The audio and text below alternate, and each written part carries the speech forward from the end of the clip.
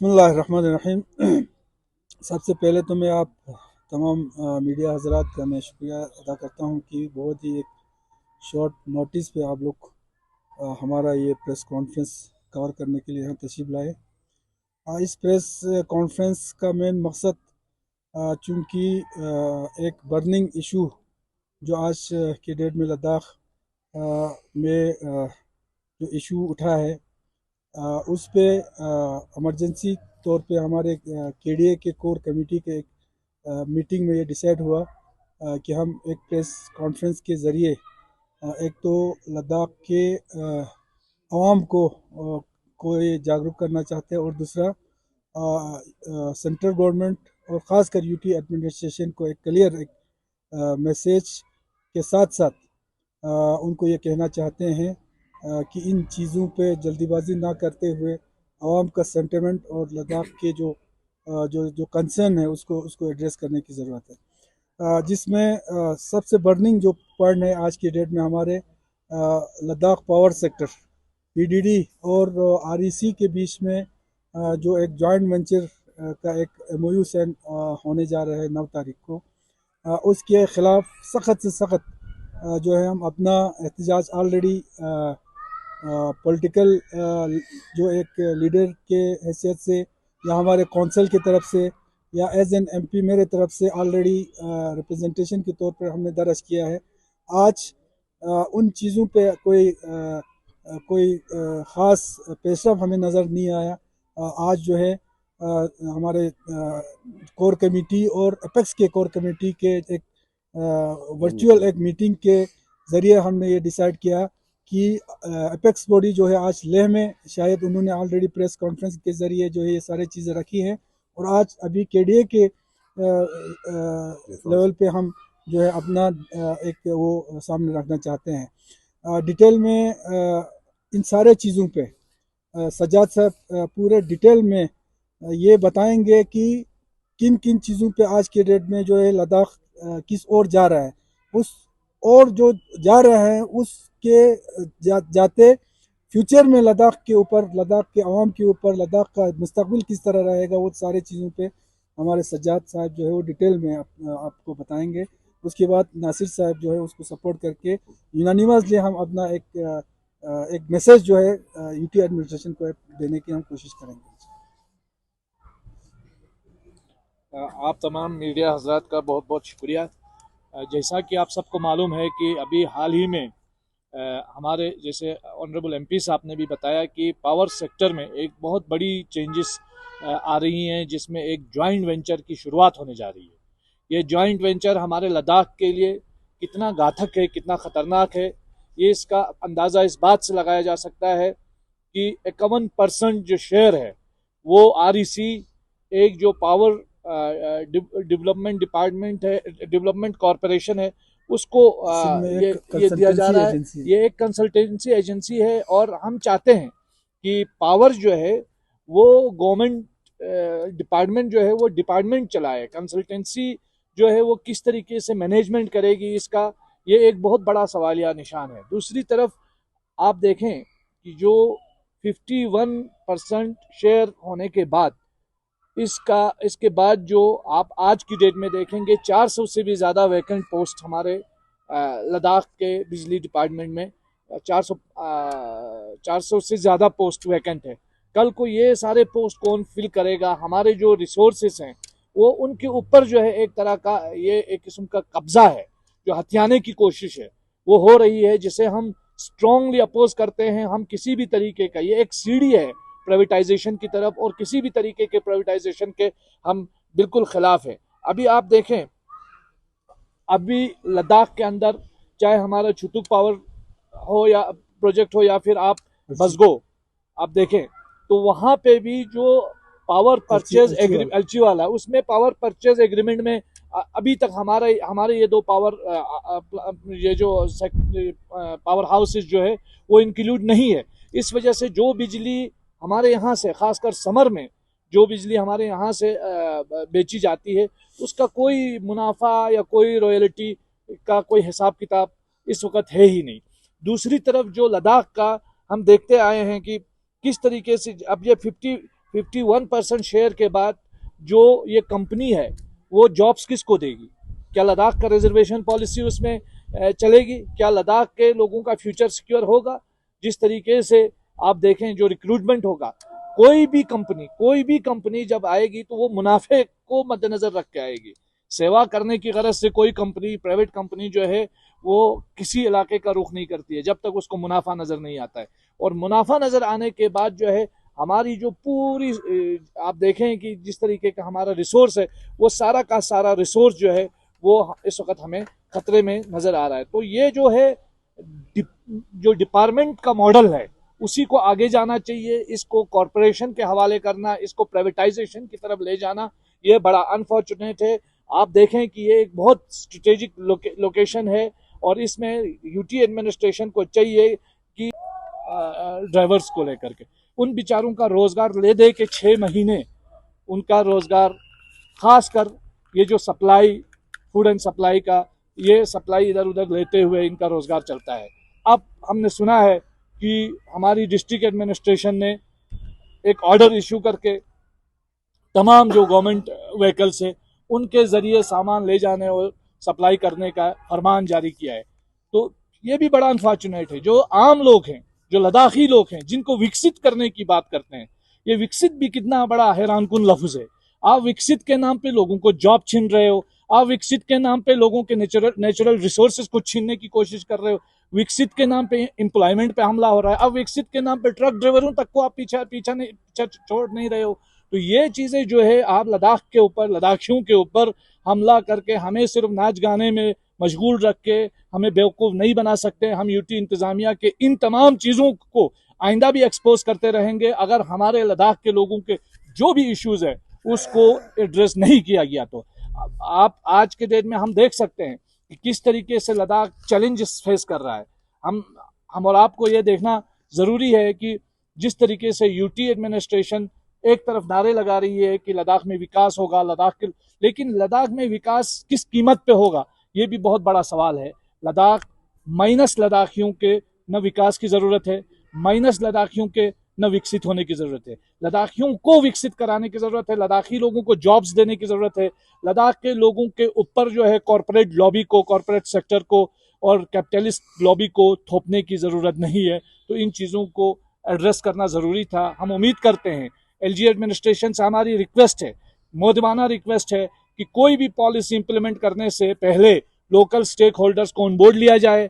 Number 2, जो भी MOU sign होने जा रहा है वो एमओयू फिलफोर खारिज किया जाए। हम किसी भी सूरत में इस प्राइवेटाइजेशन या कंसल्टेंसी के हवाले अपने गवर्नमेंट डिपार्टमेंट्स को देने के हक में नहीं है। हम ये उम्मीद करेंगे कि आप लद्दाख के लोगों के हित में सोचते हुए इन तमाम चीजों पर नजर करेंगे। बहुत बहुत शुक्रिया, धन्यवाद। कंपिटेटर की तरह वो बिहेव ना करे, वो फैसिलिटेटर के तौर पे लोगों के काम आए। तो ये इस चीज़ को हम बिल्कुल सख्ती से उसकी अपोजिशन करते हैं, उसकी मुखालिफत करते हैं। ये हमारे फेडरल स्ट्रक्चर पर भी अटैक है, क्योंकि हमारे लद्दाख के अंदर जहाँ जहाँ आप देखें आज रेवेन्यू जनरेशन, एक तरफ हम जब स्टेटहुड की डिमांड करते हैं तो हमसे पूछा जाता है आपके पास रेवेन्यू कहाँ है। हमारे पास जो जितने भी नेचुरल रिसोर्सेस है, जहां हमारे पास जिसकी कैपेबिलिटी मौजूद है, तो कल वहां पावर प्रोजेक्ट्स बनेंगे, वो हमारा स्टेट अगर बनाएगा, हमारी गवर्नमेंट हमारी बनाएगी, तो उसका जो फायदा होगा वो डायरेक्ट लद्दाख गवर्नमेंट को होगा। लेकिन आज से ही अगर इसको कॉरपोरेशन, कंसल्टेंसीज और कंपनीज के हवाले किया जाएगा तो कल उसका फायदा भी उन्हीं को होगा। लद्दाख के लोगों का जमीन इस्तेमाल होगा, पानी इस्तेमाल होगा, यहाँ के नेचुरल रिसोर्सेज का इस्तेमाल होगा, लेकिन फायदा लद्दाख के लोगों को नहीं होगा। इसलिए हम चाहते हैं कि हमारे फेडरल स्ट्रक्चर को वीकन करने के लिए इस तरह की पॉलिसीज को इंट्रोड्यूस किया जा रहा है, जो बड़ा अनफॉर्चुनेट है, जो बिल्कुल नहीं होना चाहिए। इसके खिलाफ अगर हमें प्रोटेस्ट भी करना पड़े, सड़कों पर भी आना पड़े, धरनों पर भी बैठना पड़े, हम अपना पीसफुल डेमोक्रेटिक जो प्रोटेस्ट है वो बिल्कुल करेंगे। इससे पहले कि यूटी एडमिनिस्ट्रेशन, क्योंकि आज के डेट में आप देखें लद्दाख में कोई डेमोक्रेसी नहीं है, खासकर लेह के अंदर तो कौंसल भी नहीं है। यहाँ तो कौंसल है, वहाँ कौंसल भी नहीं है, पंचायत सिस्टम ठप है। तो सारे जो डिसीजन है वो एक ट्वीट के जरिए हो रहे हैं, वो ट्विटर के जरिए जो है पॉलिसीज डिक्लेयर की जा रही हैं, वहाँ से ऑर्डर्स का ऐलान किया जा रहा है, हुक्म सादिर हो रहा है। तो ये चीजें बंद होना चाहिए। लोकल स्टेक होल्डर्स को ऑन बोर्ड लेकर एक डेमोक्रेटिक तरीके से यूटी एडमिनिस्ट्रेशन जो है वो बिहेव करना चाहिए। लद्दाख के लोगों को वॉइसलेस बनाया जा रहा है, मजीद वॉइसलेस हम बिल्कुल बर्दाश्त करने के हक में नहीं है। ये था हमारा ये जो पावर सेक्टर के हवाले से हम बात कर रहे थे। और आपको दूसरा एक चीज आप सुन रहे होंगे इस वक्त कि एक टेंट सिटी बनाने का इस वक्त एक मंसूबा है सामने, और कहा जा रहा है कि हम डिलेक्स बसेस ला रहे हैं, टेंट सिटीज बना रहे हैं। लेकिन आपको ये देखना पड़ेगा कि लद्दाख एक फ्रिजाइल इकोलॉजी है। कोई भी हमारा टूरिज्म जो है लद्दाख के ये एक लाइवलीहुड इंडस्ट्री है। अगर आप यहाँ के छोटे छोटे जो होटलियर्स है, छोटे छोटे जो है वो टूरिज्म से रिलेटेड जो एजेंसीज चला रहे हैं, उनसे उनका रोजगार छीन के बड़े बड़े लोगों को देंगे तो लद्दाख के लोगों को कैसे आप एम्पावर करेंगे? मुझे ये बताइए, शुरू के अंदर इतने सारे हाउस आपने जो है वो आपने ग्लैमर टूरिज्म को इंट्रोड्यूस करने की कोशिश की है। ये ग्लैमर टूरिज्म से लद्दाख जो है आगे नहीं बढ़ेगा। दूसरी चीज ये है कि अभी हम देखते हैं कि एक होम स्टे पॉलिसी यहाँ पे लाई गई थी, उसको बेहतर बनाने के लिए गवर्नमेंट ने क्या किया है? दावे तो बहुत हो रहे हैं। पिंजला में कौन सा इन्होंने होम स्टे पॉलिसी को अच्छा करने की कोशिश किया है? मीनामर्ग में कौन सा आपके पास टॉयलेट नहीं है वहां? आप बोल रहे हैं कि भाई बड़े बड़े इन्वेस्टमेंट लाएंगे। तो ये जो लद्दाख का टूरिज्म सेक्टर है उसको कमजोर करने की कोशिश है। हम पूरे लद्दाख को कॉरपोरेट्स के हाथों में, कंपनियों के हाथों में गिरवी रखने की किसी भी पॉलिसी के खिलाफ हम आवाज उठाएंगे, अपनी बात रखेंगे। जो गवर्नमेंट का मॉडल है उसी मॉडल के तहत टूरिज्म डिपार्टमेंट को आगे बढ़ना चाहिए, बिजली डिपार्टमेंट को आगे बढ़ाना चाहिए, और इस तरह जो लद्दाख के लोगों को जॉब लेने की कोशिश नहीं करनी चाहिए, जॉब देने की कोशिश करनी चाहिए। आज लद्दाख में देखिए लोगों के पास जो जमीनें हैं, बहुत कम लोगों के पास अब जमीनें बची हैं, क्योंकि आबादी बढ़ रही है। तो जमीन देने का कोई प्रोविजन तो है ही नहीं। हमारी जमीनों का कोई संरक्षण नहीं है, कोई सेफ गार्ड नहीं है। हमारे आप देखें कि डेमोक्रेसी के हवाले से हमारी कोई वॉइस नहीं बची है। जो काउंसिल बचा कुचा अभी करगिल में है, तो वो तो बिल्कुल टोटली जो है वो डिसएम्पावर्ड है। उसके पास जो इख्तियार है वो इख्तियारात अपने इस्तेमाल नहीं कर पाते हैं। लेह जो है पिछले 6 महीने से कौंसल से महरूम है, वहां तो कोई डेमोक्रेसी नामी कोई चीज नहीं है। और हम विकसित लद्दाख की बात कर रहे हैं। लद्दाखियों के बगैर किस विकसित लद्दाख की बात कर रहे हैं? ये बड़ा हैरानकुन जो है वो सवाल है। तो ये चीजें जो है इनको जो है एड्रेस करने की जरूरत है।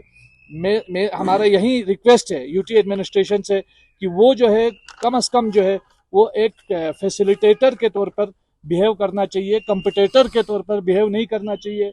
आजकल तो सेक्रेटरी सब ने भी एनजीओ बनाया है। मुझे हैरानगी है कि ये एनजीओ कम से कम बेरोजगार यूथ बनाते हैं, वो सोसाइटी में कुछ वेलफेयर का काम करते हैं, स्कीमों से इस्तेफादा करते हैं। मुझे ये बताइए कि किस यूटी के अंदर सेक्रेटरी सारे मिल करके एनजीओ बना रहे हैं, कि कहाँ बनाया हुआ है? तो ये क्या है? ये क्या मतलब हमें समझ में नहीं आ रहा है। इसका मतलब क्या है कि आप गवर्नमेंट में बैठते हुए, गवर्नमेंट चलाते हुए नॉन गवर्नमेंट ऑर्गेनाइजेशन आप बना रहे हैं। तो ये एक बहुत बड़ा सवाल है।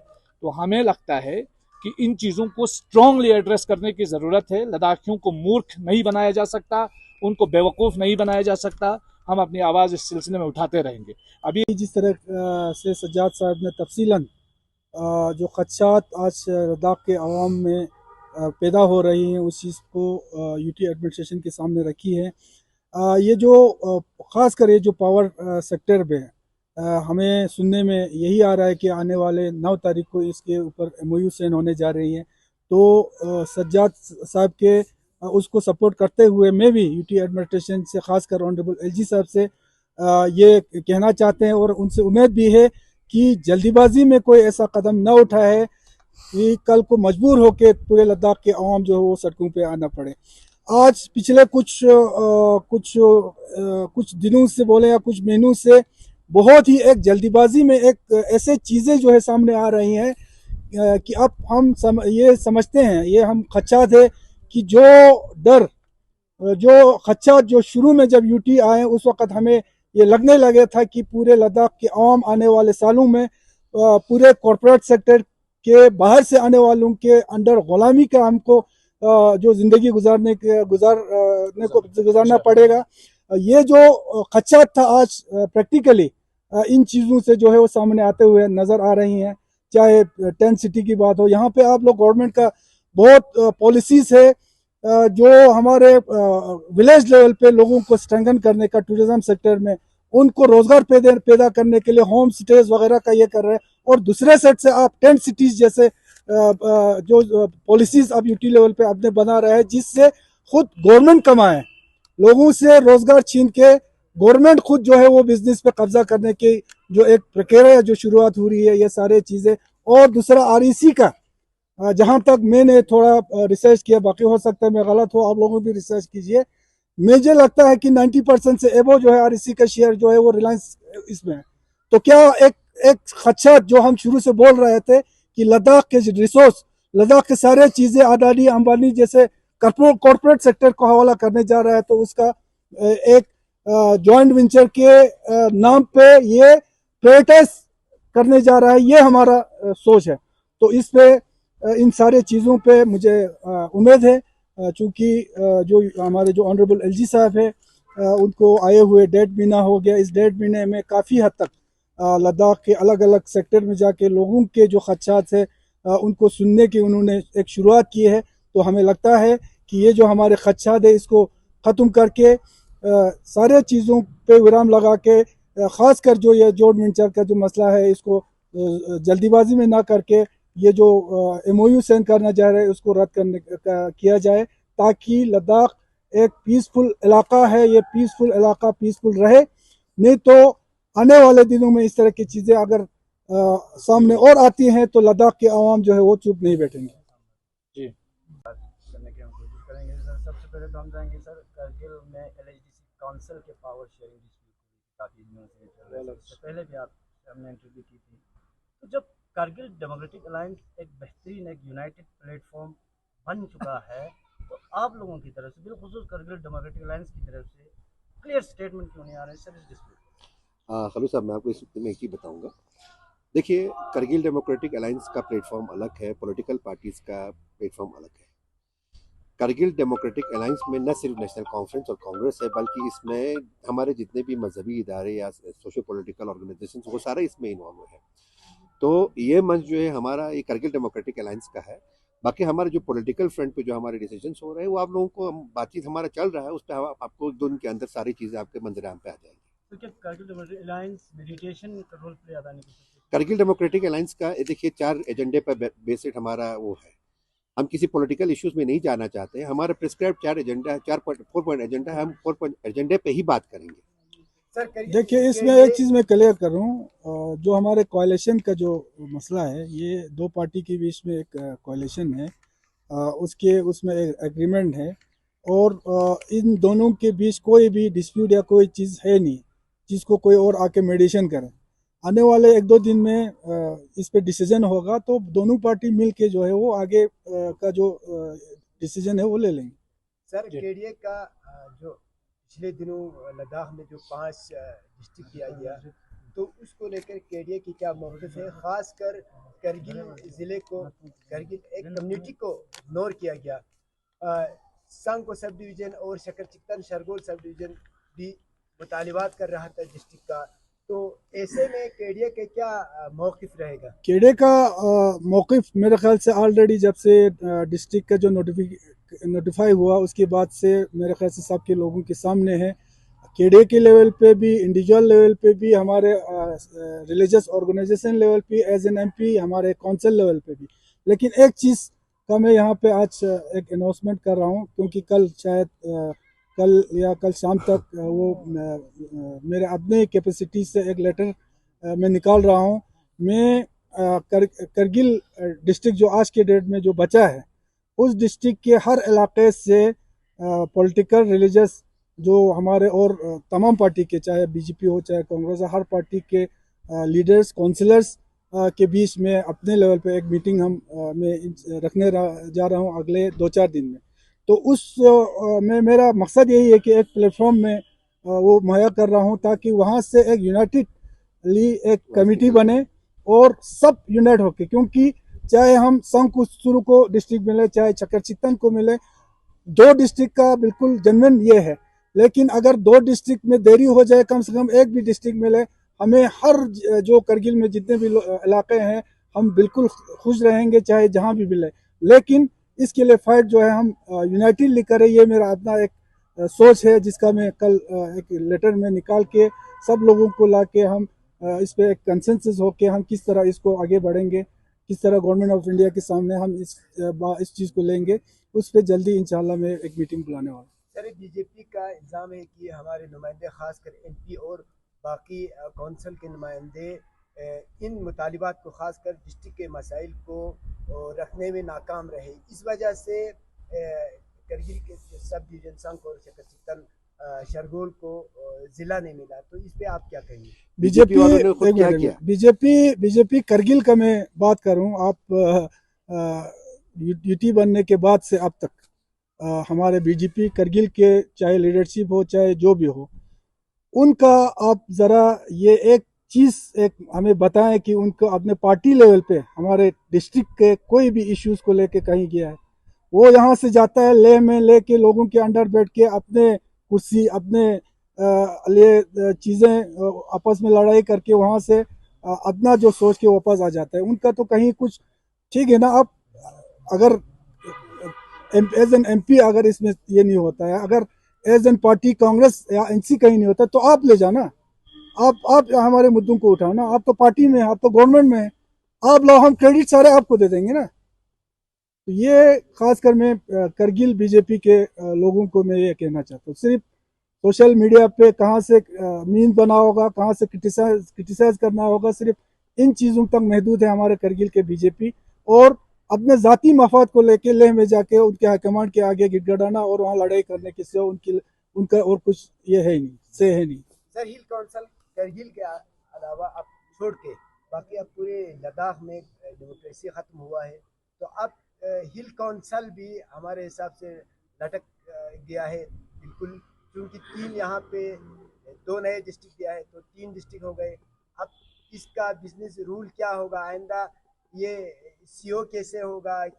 3 सीओ तो हो नहीं सकता है, तो इनको आप कैसे देखते हैं? केड़े किस तरह से देखते हैं इसको? इसमें एक चीज़ मैं बताऊंगा, जो हमारा कौंसल है अभी, उसका बिजनेस रूल बनाने में यूटी एडमिनिस्ट्रेशन नाकाम रहा। यूटी एडमिनिस्ट्रेशन ने इन 6 सालों में सिर्फ फेस्टिवल मनाने, Kargil festival, Zanskar festival, Dras festival, apricot blossom, नाचो नचाओ नाचते रहो, इसके अलावा इस यूटी के पास क्या था? कौन सा कंसेप्ट था? आप 6 साल में एक पब्लिक सर्विस कमीशन का एक इंटरव्यू नहीं करा पाए, आप गेजेटेड पोस्ट नहीं दे पाए। हिंदुस्तान में हम दूसरे नंबर पर अनएम्प्लॉयमेंट में आए। तो जितना फेल्ड ड्यूटी था हिंदुस्तान की आज़ादी के बाद से लेकर अब तक, जितने लद्दाख के लोग महरूम हुए, मुझे नहीं लगता है कि लद्दाखियों ने इतनी महरूमी पिछले 7 साल में जो देखी पिछले 70 साल में देखी होगी। इतने हालात बुरे हैं, यहाँ कोई आवाज नहीं है आपके पास, आप वॉइसलेस हैं। आपके जो इलेक्टेड रिप्रेजेंटेटिव्स हैं उनकी कोई वॉइस नहीं। छोड़िए करगिल का, लेह में तो रूलिंग पार्टी का कौंसल था, उनको एलजी ऑफिस के बाहर धरनों पे बैठना पड़ा। तो ये एग्जाम्पल किसने सेट किया? ये एग्जाम्पल इस यूनियन टेरिटरी ने सेट किया। ये इम्पोज्ड यूनियन टेरिटरी है जो वॉइसलेस बना रही है हम और आपको, जिसमें कोई आवाज लद्दाखियों के लिए नहीं है, कोई सेफगार्ड नहीं है, कोई डेमोक्रेसी नहीं है। आप बोल रहे हैं सड़कें बनाया हमने, आपने यहाँ वाटर एटीएम्स लगाए, 6 साल में वो एटीएम्स एक लीटर पानी किसी ने ले नहीं पाया। इतना ऑर्गेनाइज्ड करप्शन है। ये जो दुनिया भर में ऑपोजिशन के लीडर्स पे आप ईडी वीडी सीबीआई लगा रहे हो, क्यों नहीं इन सेक्टरीज के ऊपर लगाते हो जो इतना ऑर्गेनाइज्ड करप्शन कर रहे हैं? तो ये जो ऑर्गेनाइज्ड सिस्टमेटिक करप्शन है, इसके खिलाफ कौन बोलेगा? यहाँ तो वॉइस ही नहीं है, यहाँ कोई आवाज ही नहीं है। तो यूटी एडमिनिस्ट्रेशन एक फेल्ड मॉडल है, ये बुरी तरीके से फेल हो गया है लद्दाख के लोगों के इश्यूज को एड्रेस करने में। इसीलिए लद्दाख के लोग डेमोक्रेसी चाह रहे हैं, इसीलिए लद्दाख के लोग चाहते हैं ये ग्लेशियर्स, ये पहाड़े, ये नदियां, ये पावर सेक्टर, ये टूरिज्म सेक्टर, ये सिक्योर हो, ये सेफ हो, ये कॉर्पोरेट्स के हाथों में यरगमाल ना हो। हम लद्दाख को गिरवी नहीं रख सकते कॉर्पोरेट्स के हाथों में। आप बोल रहे हो कि हमने 200 करोड़ का आपने शुरू में हट बनाए, आज बताओ कौन सा टूरिस्ट वहां आ रहा है? जिन टूरिस्ट को आना है वो तो हमारे यहाँ इन आम होटलों में, आम लोगों के छोटे छोटे होटलों में आकर के भी बैठ रहे हैं। अब इतना बड़ा इन्वेस्टमेंट लाके किस टूरिस्ट को लाना चाह रहे हैं? तो हमारी लाइवलीहुड पे आप हमला मत कीजिए, हमारे फेडरल स्ट्रक्चर पे आप हमला मत कीजिए, हमारे लोगों के रोजगार पे आप हमला मत कीजिए, हमारे नेचुरल रिसोर्सेज पे हमला मत कीजिए। ये एक देशभक्त टेरिटरी है जो अपने कौम के लिए, अपने वतन के लिए, इन सरहदों की हिफाजत में हमारे लोगों ने खून बहाया है, और आज आप ले जाके हमको दीवार पे धकेल रहे हो। तो इन चीज़ों से लद्दाखी लोग खामोश होने वाले नहीं हैं। लद्दाख के लोगों को अंडर एस्टिमेट मत कीजिए, उनको ऑन बोर्ड लेकर बाइज्जत तरीके से बातचीत कीजिए, और जो भी फैसला लेना है लद्दाख का, वो लद्दाख के लोगों का एहतराम करते हुए लद्दाखी लोगों की मर्जी से होना चाहिए। यही हम बताना चाह रहे हैं। सर, होम मिनिस्टर के दौरे लद्दाख के टाइम पे केडीए को परमिशन नहीं दिया, ये केडीए एपेक्स को मिलने की इजाज़त नहीं दिया, तो इस पे क्या कहेंगे? और 22 मई के जो मीटिंग होने वाले हैं उसके लिए क्या तैयारियां कर रहे हैं? पहली चीज तो ये है, जो होम मिनिस्ट्री का विजिट था, हमने एलजी साहब से जब बात की तो उन्होंने कहा कि ये प्योरली एक रिलीजियस टूर है, पॉलिटिकल नहीं है। तो हमने इसरार नहीं की, लेकिन हम चाहते थे कि ऑनरेबल होम मिनिस्टर जो है अलग से हाई पावर कमेटी की मीटिंग बुलाए, लेकिन उन्होंने जब कहा कि ये रिलीजियस है प्योरली, तो हमने भी उसमें ज़्यादा इंसिस्ट नहीं किया। रही बात 22 मई की, इससे पहले भी बहुत सारे मई हमने एमएचए जाके बातचीत की है, कोई फ्रूटफुल रिजल्ट नहीं आया है जितना आना चाहिए था, जितनी हमको तवक्का थी। तो इस बार भी हम जा रहे हैं, हम बातचीत से नहीं भाग रहे हैं, बातचीत हम करेंगे, आखिर दम तक करेंगे। लेकिन हम एमएचए से ये कहना चाहते हैं कि एक फ्रूटफुल कंक्लूसिव बातचीत कीजिए। आप बोलते तो हो कि हम लद्दाख को विकसित बनाएंगे, एम्पावर करेंगे, दिल खोल के बात करेंगे, तो दिल खोल के बात करने के लिए लद्दाख के लोगों पर एतमाद जरूरी है। आपको लद्दाख के लोगों पर एतमाद ही नहीं है, आप हमारे ऊपर भरोसा ही नहीं करते हो, तो आपको भरोसा करना पड़ेगा। ये जो ट्रस्ट डिफिसिट है, ये जो बढ़ रहा है, इसको एड्रेस करना पड़ेगा और लद्दाख के लोगों के जेन्युइन इश्यूज को हल करना पड़ेगा। ये आपका कहना है कि होम मिनिस्टर केडीए से नहीं मिले, ये मैं समझता हूँ ये बहुत ये गलत एक मैसेज है। ये सही बात है कि होम मिनिस्टर ने एक क्लियर ये था कि उनका जो विजिट जो है वो प्योरली एक रिलीजियस विजिट है। इसमें वो कभी नहीं चाहता था कि दूसरे किस्म के पॉलिटिकल या डेवलपमेंटल इश्यूज पे भी वहाँ पे बात नहीं हुआ। लेकिन जो लेह में जो लोग थे, मैं था लेह में, हमारे सीसी साहब थे, अगर हमारे केडीए के और मेंबर होते, बाज़ाब्ता उन्होंने हमें मिलने की मीटिंग रखी, हमसे मिली, और जो इतने बड़ा इवेंट जो हिस्टोरिकल एक जो होली रिलैक्स जो लद्दाख आए थे, उसके अरेंजमेंट पे उन्होंने बाज़ाब्ता मीटिंग रखी, और इसमें क्या अरेंजमेंट करने की ज़रूरत है लोगों से पूछी। तो ऐसा नहीं है कि वो मिले नहीं, वो मिला है, लेकिन हमारे जो पॉलिटिकल इश्यूज है, बाकी इश्यूज पे उन्होंने क्लियर ये कहा कि चूंकि ये रिलीजियस विजिट है और एक उस चीज़ के लिए आया था यहाँ पे पूजा के लिए ऑनरेबल होम मिनिस्टर, तो उन्होंने तो मिला था सब लोगों से। तो एमपी साहब, एक बहुत बड़ा एक क्वेश्चन यहाँ पे है सर।